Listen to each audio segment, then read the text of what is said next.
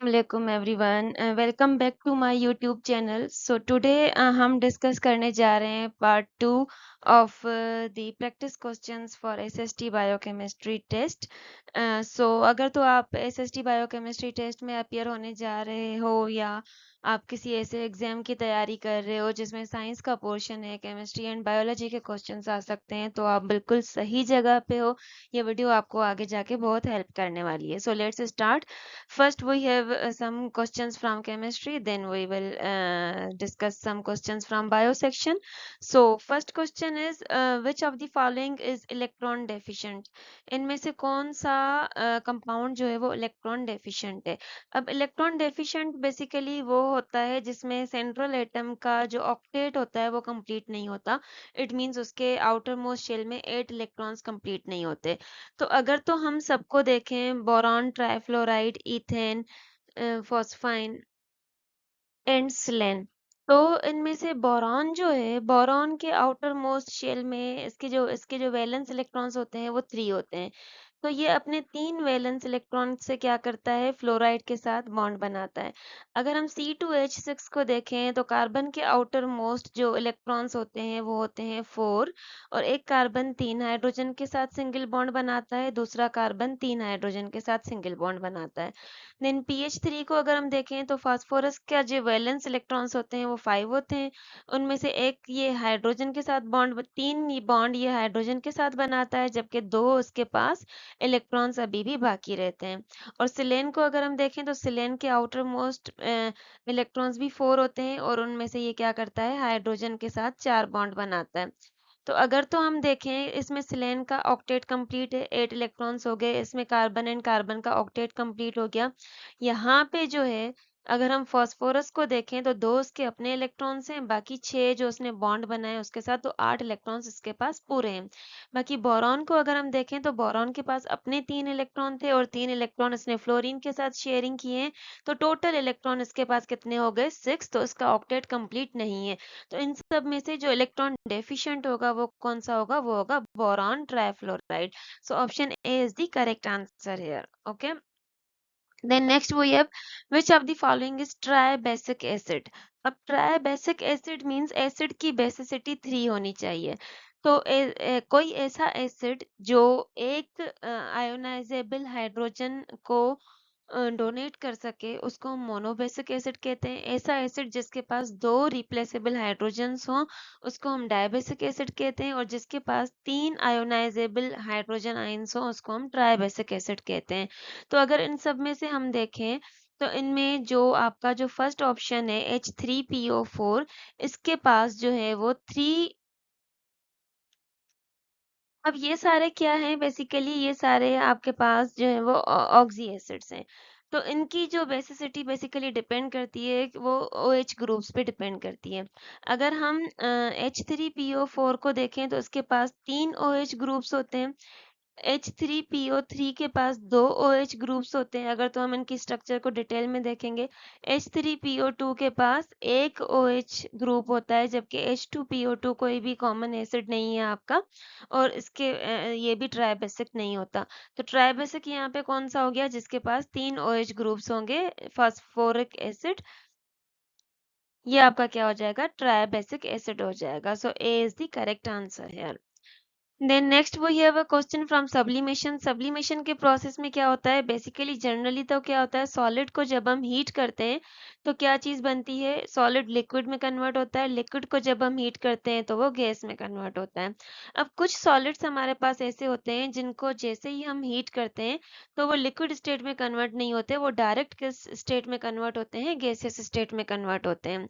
तो इस प्रोसेस को हम क्या कहते हैं, सब्लिमेशन। ऐसा प्रोसेस जिसमें सॉलिड डायरेक्टली गैसियस स्टेट में कन्वर्ट हो, उसकी इंटरमीडिएट लिक्विड स्टेज ना आए, उस प्रोसेस को हम सब्लिमेशन कहते हैं। So when solid turns into gas it is known as sublimation. Okay, then solid which undergoes sublimation तो इनमें से कौन सा सॉलिड ऐसा है जिसमें सब्लिमेशन होती है? तो हमारा जो आयोडीन है, बेसिकली आयोडीन सॉलिड फॉर्म में होता है। इसको जैसे ही हम हीट करते हैं तो इससे क्या बनते हैं? वायलेट कलर के वेपर्स बनते हैं। ये डायरेक्टली जो है वो सॉलिड से गैस में कन्वर्ट हो जाता है। तो आयोडीन के अंदर जो है वो सब्लिमेशन की प्रॉपर्टी होती है। आयोडीन हमारे पास सब्लाइम सॉलिड होता है, जबकि दूसरी जो एग्जांपल्स हैं वो नेफ्थलीन हो जाएगा, कैम्फर हो जाएगा। तो इनमें अंदर भी सब्लिमेशन पाई जाती है। ओके, देन नेक्स्ट वो ये, which atom does not have a neutron.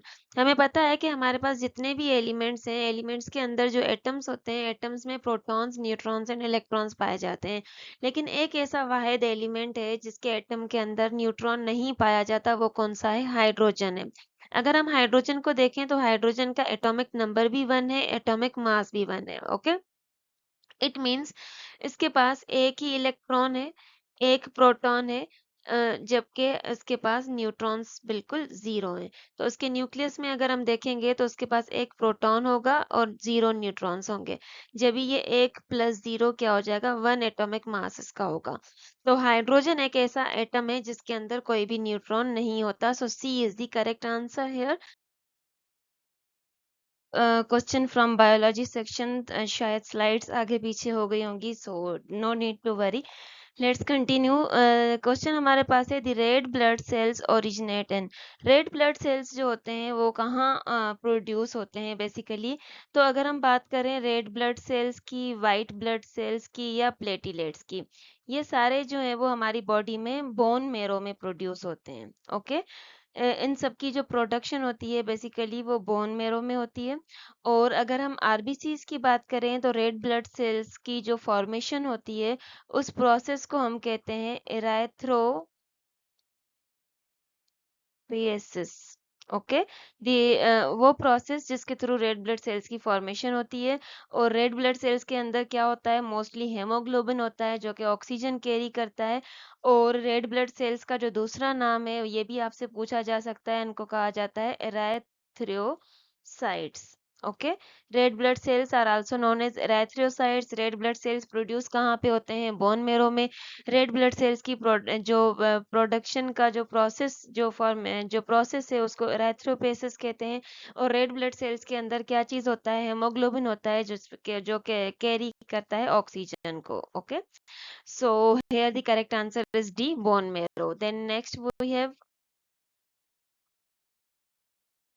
From bio section, so the fluid part of blood is known as. अगर हम ब्लड की बात करें तो ब्लड के अंदर दो पार्ट्स होते हैं। एक होता है फ्लूइड पार्ट, ओके, जिसके अंदर क्या चीज होती है? जिसके अंदर आपके जो भी हैं न्यूट्रिएंट्स, हार्मोन्स, प्रोटीन्स या जो भी वेस्ट प्रोडक्ट्स जो होते हैं वो फ्लूइड पार्ट के अंदर होते हैं।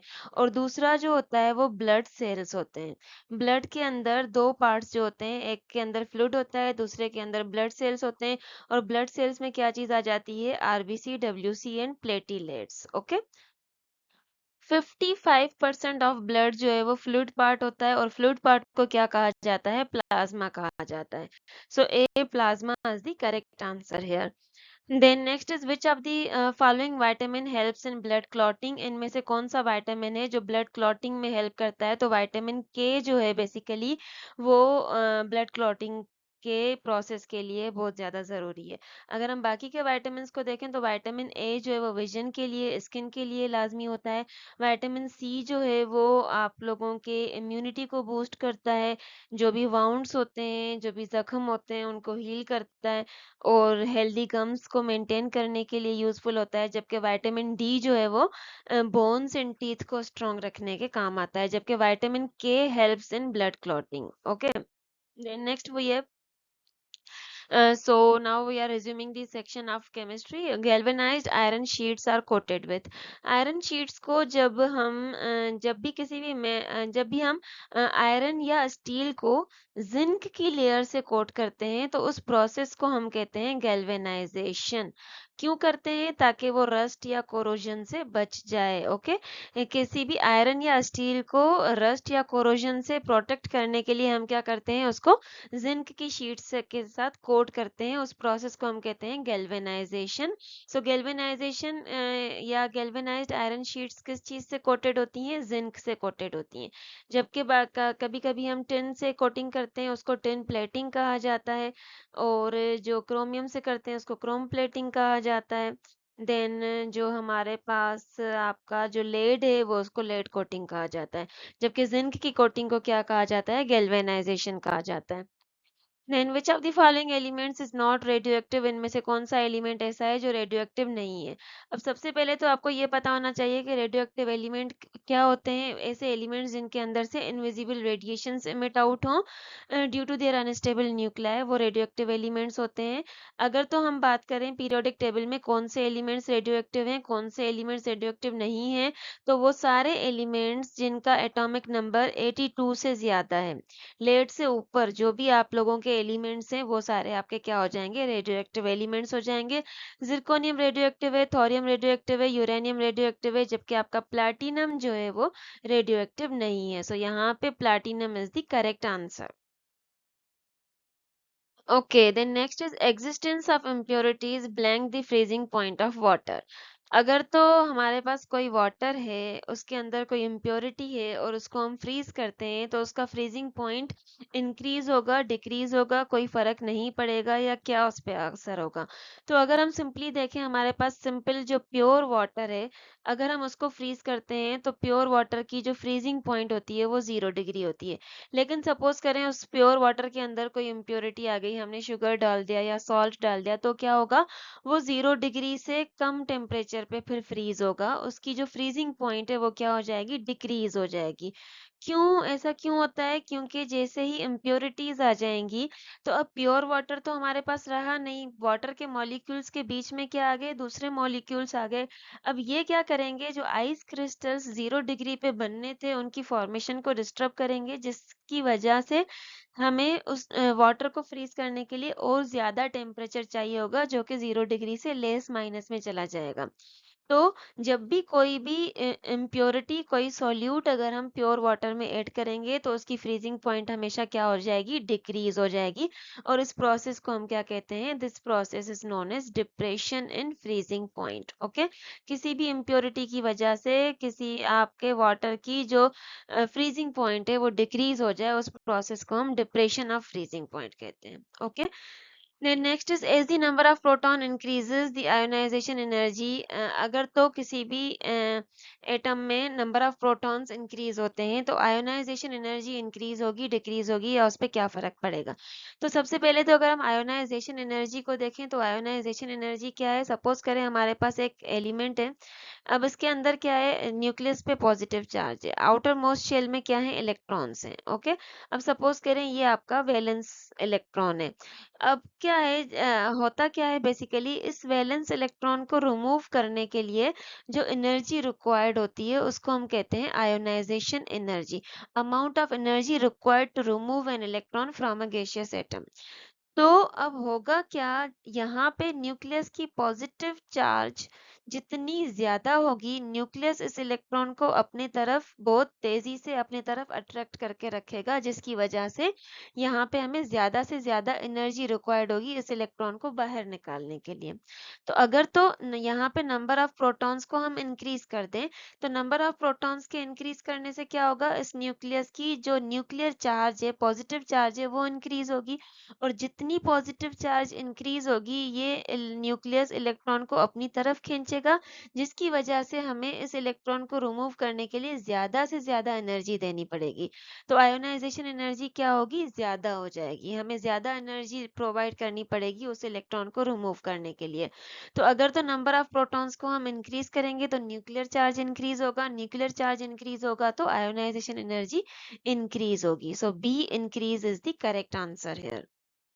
Then next, ionization energy is represented by a symbol delta H. His unit is, ionization energy को हम represent करते हैं delta H से, और इसका जो unit होता है वो होता है किलो जोल पर मोल, और किलो जोल पर मोल को हम किलो जोल मोल इनवर्स भी लिख सकते हैं. सो A यहाँ पे हमारा करेक्ट आंसर हो जाएगा. Then next is, which of the following ion formation is always exothermic? अब होता क्या है बेसिकली, जब हमारा केटाइन बनता है, केटाइन बनता है तो केटाइन मीन्स पॉजिटिव चार्ज आ जाता है किसी भी न्यूट्रल एटम पे. तो केटाइन कब बनता है? जब किसी भी एटम से हम इलेक्ट्रॉन को रिमूव करते हैं तो केटाइन बनता है. ओके. और एनाइन कब बनता है? जब किसी भी एटम के अंदर इलेक्ट्रॉन गेन होता है तो आपका एनाइन बनता है. नेगेटिव चार्ज होती है एनाइन पे, केटाइन पे पॉजिटिव चार्ज होती है. अब जब केटाइन बनता है तो केटाइन बनने का जो प्रोसेस होता है बेसिकली, अब केटाइन में क्या हो रहा है? इलेक्ट्रॉन रिमूव हो रहा है. तो इलेक्ट्रॉन, एटम जो है अपना इलेक्ट्रॉन किसी और को दे रहा है, तो उसके बदले में क्या वो करता है? एनर्जी गेन करता है. तो केटाइन फॉर्मेशन का जो प्रोसेस होता है वो एंडोथर्मिक होता है. इसमें हमेशा क्या होती है? एनर्जी गेन होती है. जबकि एनाइन में क्या होता है? एनाइन में एटम किसी और से इलेक्ट्रॉन लेता है, इलेक्ट्रॉन ऐड होता है, और उसके बदले में क्या होती है? एनर्जी रिलीज होती है. तो एनाइन फॉर्मेशन का जो प्रोसेस है वो कौन सा प्रोसेस होगा? वो एक्सोथर्मिक प्रोसेस होता है. ओके. अब ये तो आपको पता होना चाहिए कि जब कोई भी पॉजिटिव आयन बनेगा तो एनर्जी एब्जॉर्ब होगी, कोई भी नेगेटिव आयन बनेगा तो एनर्जी रिलीज होगी. अब यहाँ पे पूछा जा रहा है कि जब यूनी नेगेटिव आयन बनेगा, यूनी पॉजिटिव आयन बनेगा, डाई नेगेटिव आयन बनेगा या डाई पॉजिटिव आयन बनेगा, तो इनमें से कौन सा प्रोसेस हमेशा एक्सोथर्मिक होगा? तो अगर हम बात करें यूनी नेगेटिव की, हमारे पास एक एटम था, सपोज करें ए, इसके ऊपर एक नेगेटिव चार्ज आ गई, ए नेगेटिव. इट मीन्स इसने क्या किया? किसी से एक इलेक्ट्रॉन गेन किया. उसने एक इलेक्ट्रॉन गेन किया तो बदले में इसने एनर्जी लूज की होगी. ओके. तो ये आपका जो है यूनी नेगेटिव क्या हो जाएगा? एक्सोथर्मिक हो जाएगा. ओके. यूनी नेगेटिव आपका एक्सोथर्मिक हो जाएगा. जबकि अगर हम यूनी पॉजिटिव को देखें तो सपोज करें हमारे पास न्यूट्रल एटम है ए, इसके ऊपर एक पॉजिटिव चार्ज आई, मींस इसने एक इलेक्ट्रॉन किसी को दे दिया, एक इलेक्ट्रॉन किसी को दे दिया, बस बदले में इसने क्या की? एनर्जी गेन की. तो ये आपका क्या हो जाएगा? एंडोथर्मिक प्रोसेस हो जाएगा. ओके. यूनी नेगेटिव आपका एक्सोथर्मिक प्रोसेस होगा, यूनी पॉजिटिव आपका एंडोथर्मिक प्रोसेस होगा. वही बात हो गई कि केटाइन बना तो एंडोथर्मिक, एनाइन बना तो एक्सोथर्मिक. अब हम बात करेंगे डाई नेगेटिव और डाई पॉजिटिव की. अब ये आपके पास एक यूनी नेगेटिव ऑलरेडी है, अब ये डाई नेगेटिव बना रहा है. डाई नेगेटिव बना रहा है मीन्स ये दूसरे इलेक्ट्रॉन को गेन कर रहा है. दूसरा इलेक्ट्रॉन जैसे ही आएगा तो ये जो इलेक्ट्रॉन है ऑलरेडी इसके पास जो उसने लिया हुआ था, उसके ऊपर नेगेटिव चार्ज है. दूसरा इलेक्ट्रॉन आएगा तो नेगेटिव नेगेटिव आपस में क्या होंगे? रिपेल होंगे. तो दूसरा इलेक्ट्रॉन इतना इजीली एडिशन उसकी नहीं होगी, जिसकी वजह से हमें क्या करना पड़ता है? दूसरे इलेक्ट्रॉन को ऐड करने के लिए हमें एनर्जी देनी पड़ती है. तो जब भी हमारे पास डाई नेगेटिव आयन बनता है तो डाई नेगेटिव आयन हमेशा एंडोथर्मिक होता है, क्योंकि दूसरा इलेक्ट्रॉन आएगा तो वो रिपल्जन होगी, उसको ऐड करने के लिए हमें एनर्जी प्रोवाइड करनी पड़ेगी. और डाई पॉजिटिव की बात करें तो एक हमारे पास ऑलरेडी यूनी पॉजिटिव है, अब ये क्या कर रहा है? एक इलेक्ट्रॉन और इसमें से अपने आप में से निकाल रहा है. एक इलेक्ट्रॉन और निकलेगा तो ये क्या करेगा? एनर्जी गेन करेगा. ये आपका क्या हो जाएगा? एंडोथर्मिक प्रोसेस हो जाएगा. तो आपका यूनी पॉजिटिव आयन भी एंडोथर्मिक होगा, डाई नेगेटिव डाई पॉजिटिव भी एंडोथर्मिक होगा. एक्सोथर्मिक सिर्फ क्या होगा? यूनी नेगेटिव जो होगा वो हमेशा एक्सोथर्मिक होगा. Okay. So A is the correct answer here. Then next is pH is the measurement of acidity or basicity of an aqueous solution. pH means, अब हमें पता है कि किसी भी हमारे पास कोई भी सॉल्यूशन है, उस सॉल्यूशन की एसिडिटी या बेसिसिटी बताने के लिए हम pH का यूज करते हैं. pH क्या है बेसिकली? तो अगर हम pH को देखें तो pH जो है, pH means power of hydrogen. Okay. इसका बेसिकली ये जो एब्रीविएशन है ये है पावर ऑफ हाइड्रोजन. तो इसका आंसर जो होगा वो हो जाएगा ए. और पीएच का अगर हम फार्मूला देखें तो वो हो जाता है minus log of hydrogen ion concentration. Okay. और पीएच की अगर हम बात करें तो हमारे पास जो पीएच स्केल होता है वो 0 से 14 तक होता है, बीच में आ जाता है 7. 7 जो होता है वो न्यूट्रल होता है. 7 से 14 तक जो होगा वो हमारी पीएच जो होगी वो बेसिक होगी। 7 से लेस जो होगा 0 to 7 वो क्या होगा, एसिडिक होगा। Okay, so pH is basically power of hydrogen. Then next is at room temperature pH value of pure water. Pure water की pH हमेशा 7 होती है, neutral होता है, तो C7 is the correct answer. Then next is electrode that undergoes oxidation in an electrochemical cell. हमारे पास electrochemical cell होता है कोई भी, उसके अंदर जब हम दो electrodes लगाकर बैटरी से कनेक्ट करते हैं तो एक के ऊपर नेगेटिव चार्ज आ जाती है, एक के ऊपर पॉजिटिव चार्ज आ जाती है। वो इलेक्ट्रोड जिसको हम बैटरी के नेगेटिव टर्मिनल से कनेक्ट करेंगे उसके ऊपर नेगेटिव चार्ज आएगी, और वो इलेक्ट्रोड जिसको हम बैटरी के पॉजिटिव टर्मिनल से कनेक्ट करेंगे उसके ऊपर पॉजिटिव चार्ज आ जाएगी। अब होता क्या है, बेसिकली जो इलेक्ट्रोड्स होते हैं उस पे या तो ऑक्सीडेशन का प्रोसेस होता है या रिडक्शन का प्रोसेस होता है। तो वो इलेक्ट्रोड जिसके ऊपर ऑक्सीडेशन का प्रोसेस होता है वो एनोड कहलाता है, और वो इलेक्ट्रोड जिसके ऊपर रिडक्शन का प्रोसेस होता है वो कैथोड कहलाता है। तो ऑक्सीडेशन हमेशा किस पे होती है, एनोड पे होती है। तो आपके पास ये भी क्वेश्चन आ सकता है कि जो है वो रिडक्शन कौन से इलेक्ट्रोड पे होती है, तो रिडक्शन किस इलेक्ट्रोड पे होगी, कैथोड पे। और ऑक्सीडेशन एंड रिडक्शन है क्या, बेसिकली जब भी आपका इलेक्ट्रॉन्स जो है वो लूज होते हैं तो वो ऑक्सीडेशन का प्रोसेस कहलाता है, जब भी इलेक्ट्रॉन्स गेन होते हैं तो वो रिडक्शन का प्रोसेस कहलाता है। सो नेक्स्ट क्वेश्चन हमारे पास यही है, विच of the following happens in oxidation reactions.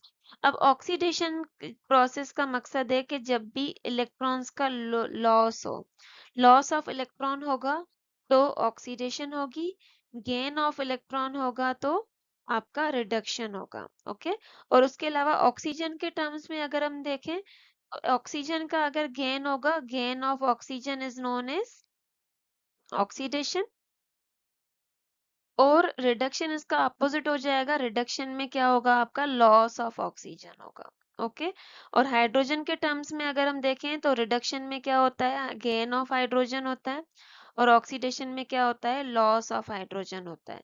और फोर्थ जो हम ऑक्सीडेशन एंड रिडक्शन को डिफाइन करते हैं वो ऑक्सीडेशन स्टेट के बेसिस पे। ऑक्सीडेशन स्टेट अगर तो इंक्रीज होगी it means oxidation, oxidation state अगर डिक्रीज होगी इट मींस आपका क्या हो जाएगा, रिडक्शन हो जाएगा। तो ऑक्सीडेशन एंड रिडक्शन एक दूसरे के अपोजिट हैं। इलेक्ट्रॉन्स के टर्म्स में बात करें तो loss of electron oxidation, gain of electron क्या हो जाएगा, रिडक्शन। ऑक्सीजन के टर्म्स में gain of oxygen oxidation, loss of oxygen reduction. Gain of hydrogen reduction, loss of hydrogen oxidation. Oxidation state increase हो रही है तो ऑक्सीडेशन, ऑक्सीडेशन स्टेट डिक्रीज हो रही है तो रिडक्शन। अब आपको फिर उस टाइम पे देखना है कि आपके ऑप्शंस में किस हिसाब से पूछा गया है, इलेक्ट्रॉन्स के हिसाब से पूछा गया है, हाइड्रोजन के हिसाब से पूछा गया है, या ऑक्सीडेशन स्टेट के हिसाब से पूछा गया है। यहाँ पे जो एमसीक्यूज हैं उसमें इलेक्ट्रॉन्स के बेसिस पे पूछा गया है, तो ऑक्सीडेशन में क्या होता है, हमेशा electrons are lost, so B is the correct answer here. Then next is metallic oxides are called. अब metallic oxides means metal के oxides जैसे कि कैल्शियम ऑक्साइड हो गए या मैग्नीशियम ऑक्साइड हो गए। तो यहाँ पे पूछा जा रहा है कि metallic oxides जो है वो नेचर में क्या होते हैं। तो अगर हम metallic oxide जैसे कि कैल्शियम ऑक्साइड हो गया, इसको अगर हम वाटर में डिजोल्व करेंगे तो ये क्या चीज प्रोड्यूस करेगा, ये कैल्शियम हाइड्रो ऑक्साइड प्रोड्यूस करेगा। तो कैल्शियम हाइड्रोक्साइड क्या होता है, बेसिकली बेस होता है। तो जब भी हम किसी भी मेटल ऑक्साइड को वाटर में डिसॉल्व करेंगे तो जो सॉल्यूशन बनेगा वो बेसिक बनता है। तो मेटेलिक ऑक्साइड्स जो है वो हमेशा बेसिक होते हैं नेचर में, जबकि नॉन मेटेलिक ऑक्साइड्स जो है वो हमेशा एसिडिक होते हैं नेचर में। जैसे कि नॉन मेटेलिक ऑक्साइड क्या हो गया, कार्बन हो गया, सपोज कार्बन डाइऑक्साइड, इसको जैसे ही हम वाटर में डिसॉल्व करेंगे तो ये क्या चीज प्रोड्यूस करेगा, ये H2CO3 कार्बोनिक एसिड प्रोड्यूस करेगा। ऐसे ही अगर हम सल्फर डाइऑक्साइड को वाटर में डिसॉल्व करेंगे तो ये क्या चीज प्रोड्यूस करेगा, H2SO3 सल्फ्यूरस एसिड प्रोड्यूस करेगा।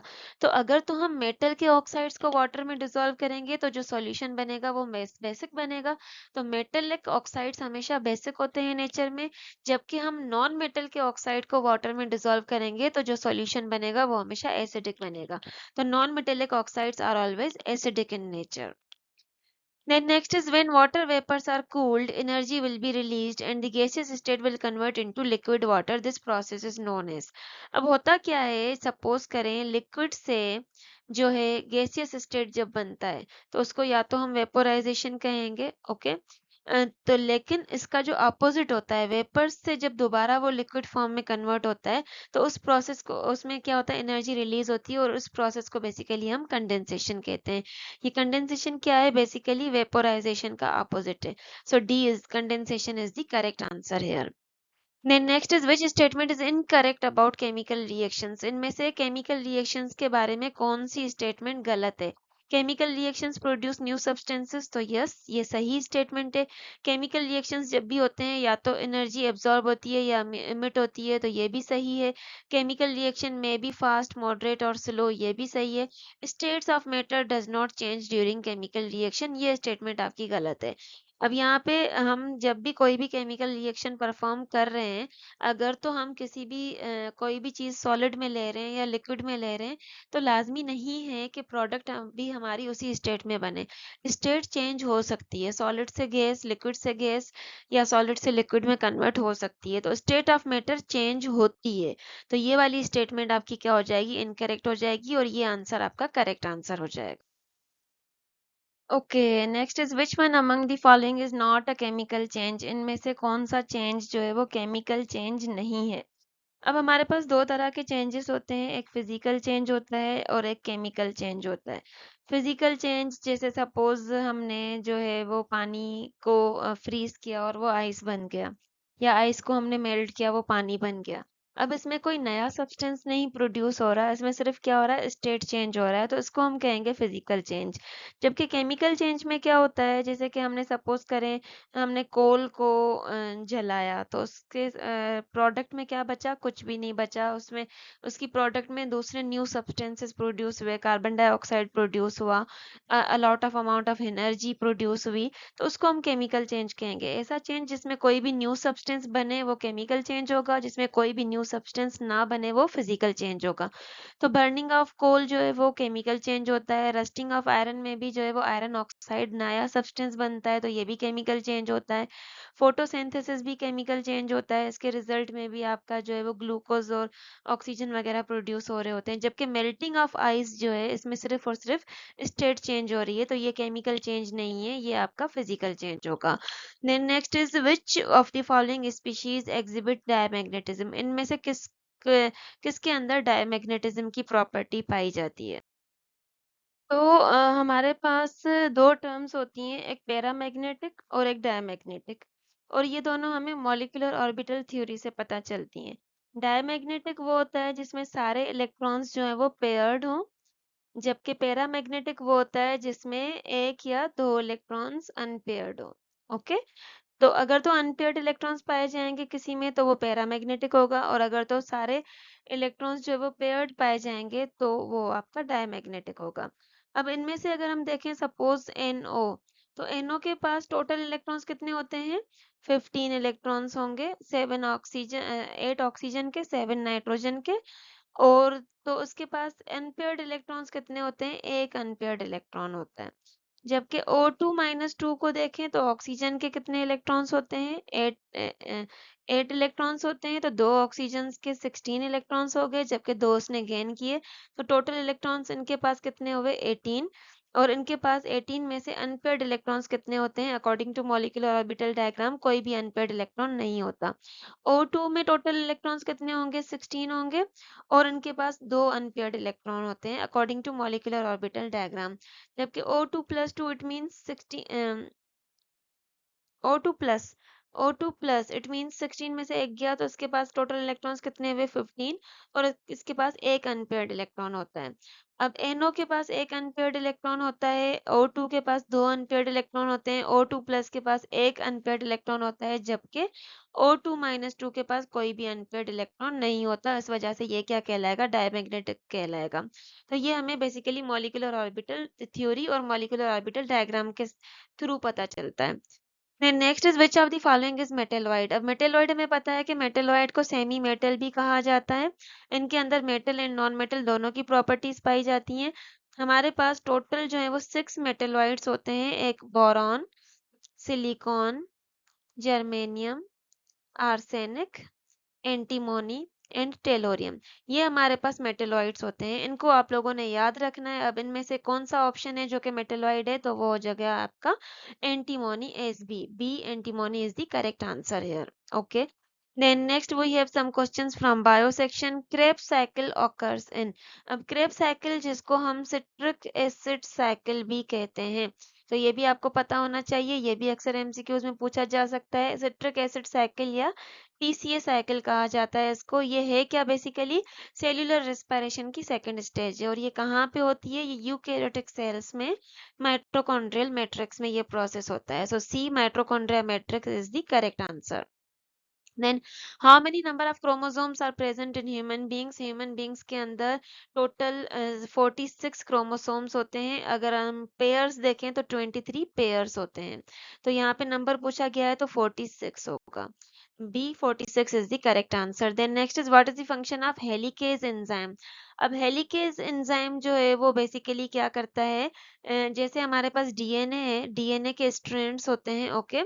तो जब डीएनए रेप्लिकेशन का प्रोसेस होता है उस टाइम पे जो हेलिकेज एंजाइम होता है वो क्या करता है, डीएनए जो डबल हेलिक्स होता है उसकी स्ट्रैंड्स को जो है वो सेपरेट करता है, उनके हाइड्रोजन बॉन्ड को तोड़ता है, ताकि वो उनको कॉपी करके डीएनए रेप्लिकेशन का प्रोसेस आगे चला सके। तो हेलिकेज एंजाइम का काम क्या है, to separate the two strands of DNA. Then cell wall of plants is made up of, हमें पता है कि प्लांट्स की जो सेल वॉल है वो सेल्यूलोज की बनी हुई होती है, जबकि एनिमल्स में जो है वो सेल वॉल एब्सेंट होती है। सो प्लांट्स की सेल वॉल सेल्यूलोज की बनी हुई होती है। Then next is plants that grow under average temperature and moisture. ऐसे प्लांट्स जो एवरेज टेम्परेचर या normal temperature and moisture conditions पे ग्रो हो जाएं, उनको क्या कहते हैं, उनको मीजोफाइट्स कहा जाता है। एग्जांपल्स क्या है इसकी, जैसे मेज हो गया, ये मीजोफाइट कहलाते हैं। सनफ्लावर हो गया, और आपके जो इसकी मोस्ट कॉमन एग्जांपल है रोज, ये मीजोफाइट्स होते हैं। ये normal average temperature and moisture conditions पे ग्रो कर जाते हैं।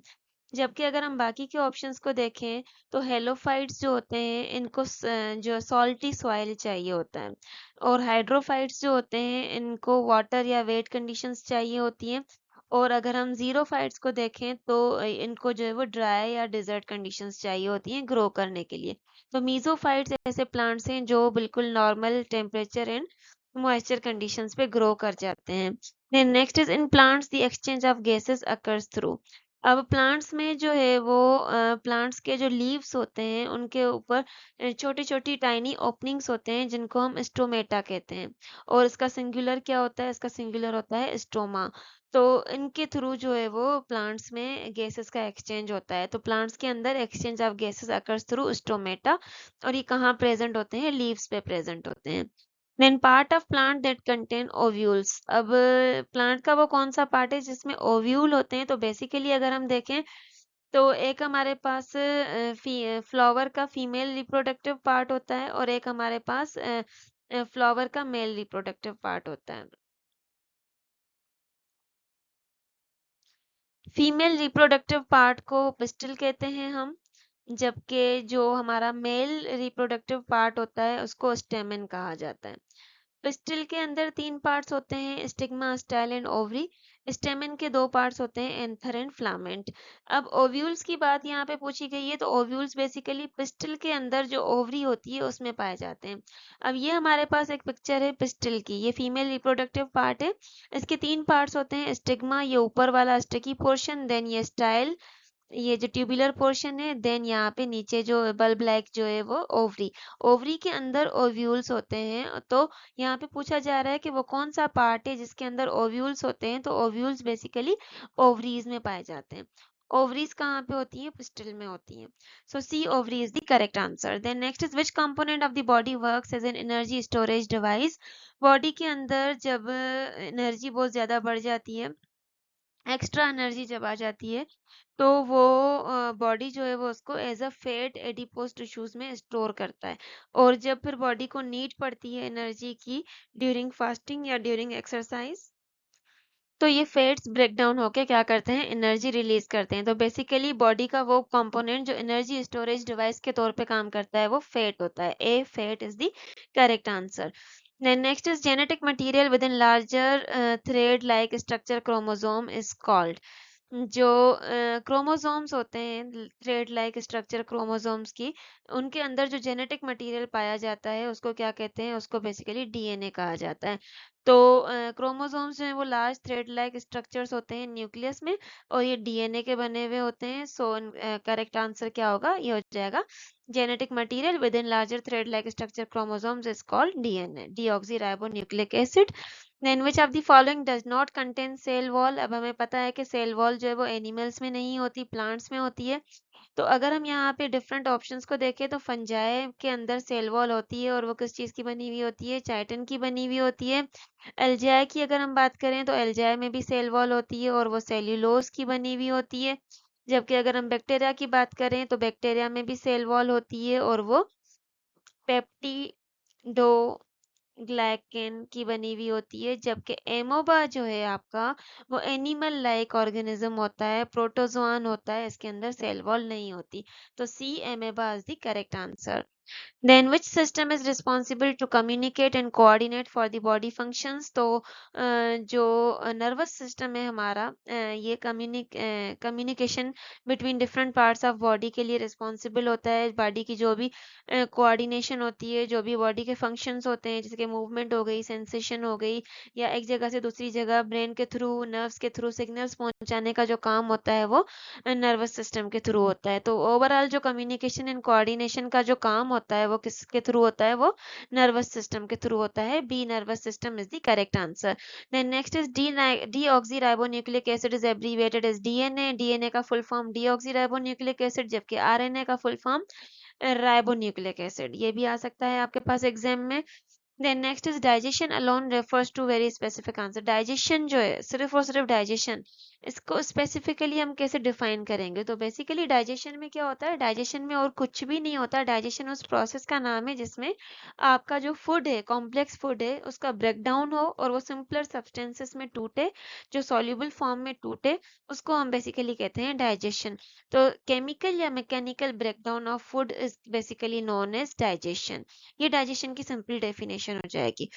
Then next is brain is enclosed in a hard bony protective structure called.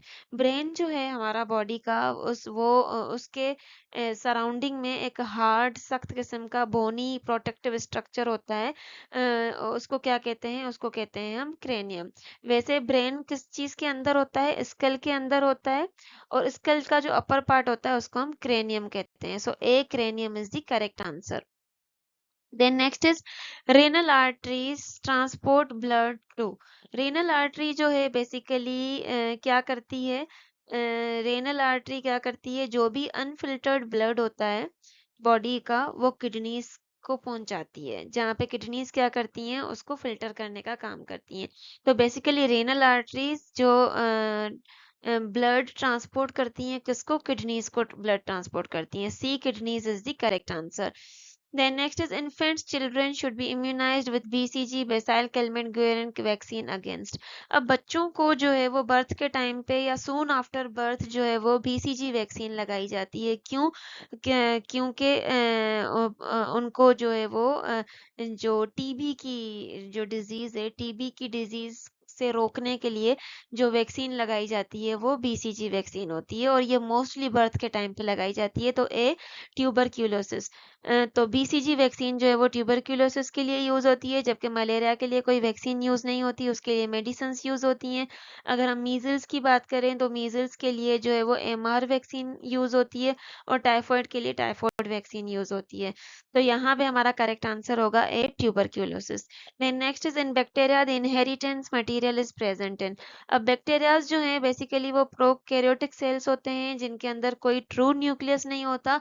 तो इनका जो इनहेरिटेंस मटेरियल कहाँ होगा? इनका जेनेटिक मटेरियल कहाँ पाया जाता है? क्योंकि इनके अंदर न्यूक्लियस नहीं होता, इनके अंदर साइटोप्लाज्म में न्यूक्लियोइड होता है, तो इनका जेनेटिक मटेरियल भी न्यूक्लियोइड में प्रेजेंट होता है। Then next is white blood cells are also known as. पीछे हमने देखा था कि रेड ब्लड सेल्स को एरेथ्रोसाइट्स कहा जाता है, जबकि व्हाइट ब्लड सेल्स को ल्यूकोसाइट्स कहा जाता है, और बाकी प्लेटिलेट्स को ही थ्रोम्बोसाइट्स कहा जाता है।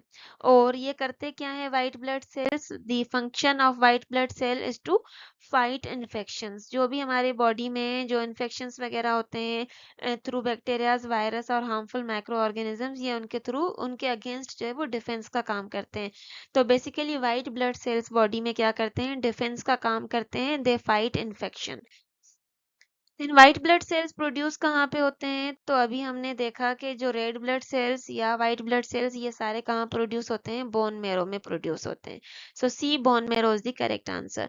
Then tearing teeth present in human, humans में जो टीयरिंग टीथ होते हैं जिनको कहा जाता है कैनाइंस। ओके, ये क्या होते हैं, शार्प पॉइंटेड टीथ होते हैं जो इंसिसर्स के साथ में लोकेटेड होते हैं। इनका मेन काम होता है to tear and hold the food, specially जो मीट वगैरह होता है उसको। तो टीयरिंग टीथ जो ह्यूमंस में होते हैं उनको कैनाइंस कहा जाता है।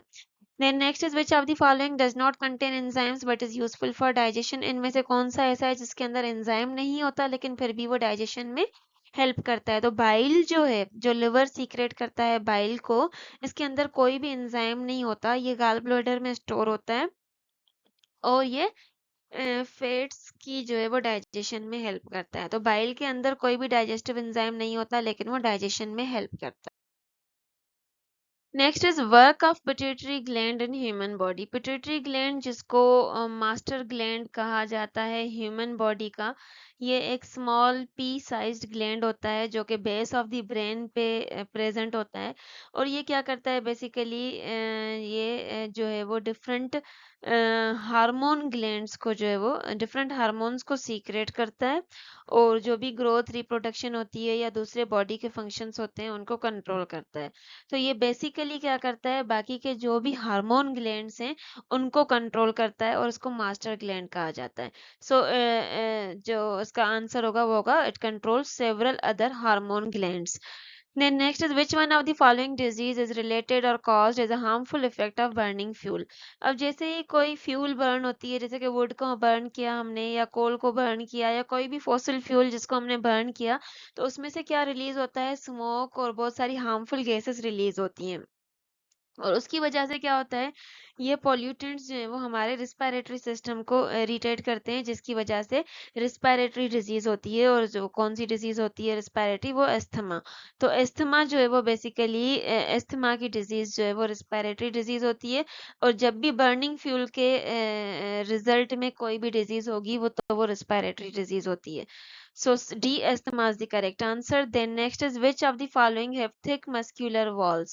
आर्टरीज जो हैं बेसिकली, अगर हम वेन्स को देखें तो वेन्स की थिन वॉल्स होती हैं, कैपिलरीज की थिन वॉल्स होती हैं, लिम्फ वेसल्स की भी थिन वॉल्स होती हैं, जबकि आर्टरीज की वॉल्स जो हैं वो थिक होती हैं। क्योंकि ये क्या करती हैं, ब्लड को they carry blood away from the heart, high pressure के अंडर इनको काम करना होता है जिसकी वजह से इनकी जो वॉल्स हैं वो थिक मस्क्यूलर होती हैं ताकि वो ज़्यादा से ज़्यादा प्रेशर को विथस्टैंड कर सकें।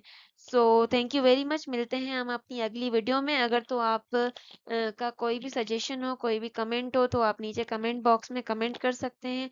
हमारे चैनल को सब्सक्राइब करना नहीं भूलिएगा और आपके जो भी दोस्त या स्टूडेंट्स इस टेस्ट के लिए तैयारी कर रहे हैं या इस टेस्ट में अपियर होने जा रहे हैं तो उनके साथ वीडियो ज़रूर शेयर कीजिएगा। Thank you very much. अल्लाह हाफिज़।